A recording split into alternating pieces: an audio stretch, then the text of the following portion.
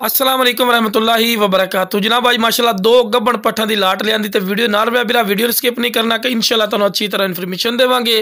ते पहले नंबर ते माशाल्लाह चेक कर सकते हैं वाइट खट्टी मक्खी चीनी माशाल्लाह पट्ठ ने प्योर माजन नस्ल दी।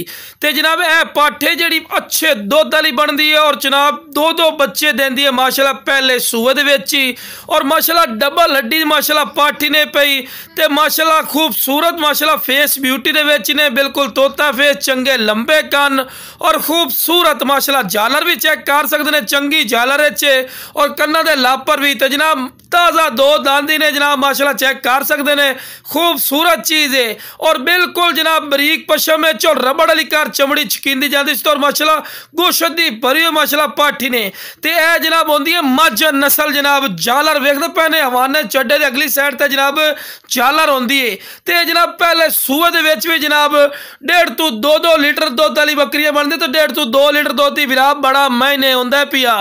तो जनाब ये 2.5 to 3 महीना की गारंटी शुदा गब्बन है माशाल्लाह खूबसूरत माशाल्लाह वाना चड्डा बना रही है। तो लो बिरा चारा भी खवा के भी खा रहे हैं कि माशाल्लाह माशाल्लाह सेहतमंद और माशाल्लाह एक्टिव ही ने खूबसूरत चीज़ है।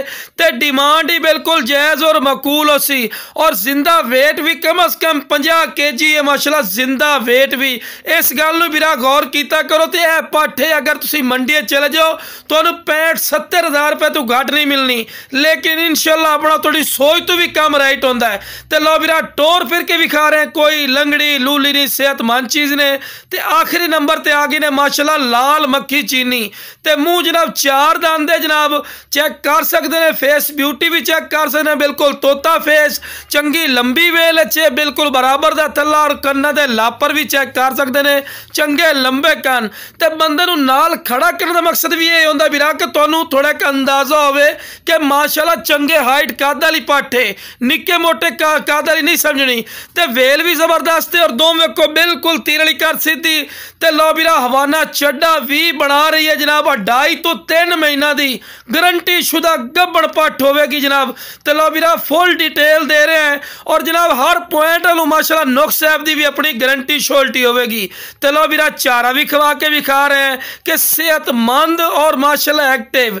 तो शौक रखना ना बिरा ये शौक रखा करो टैडियां दोगलियां चीज़ा लमन का फायदा नहीं होता जिन्होंने बंदा खवा के जरीले खुआर हो जाता है एंड तो रिजल्ट नहीं होता। एक गबड़ा पट्ठे अगे जाके इन्होंने पैसे डबल करने इंशाल्लाह। तो जिस भी चाहिए जनाब स्क्रीन पर नंबर चल रहे हैं इस तरह।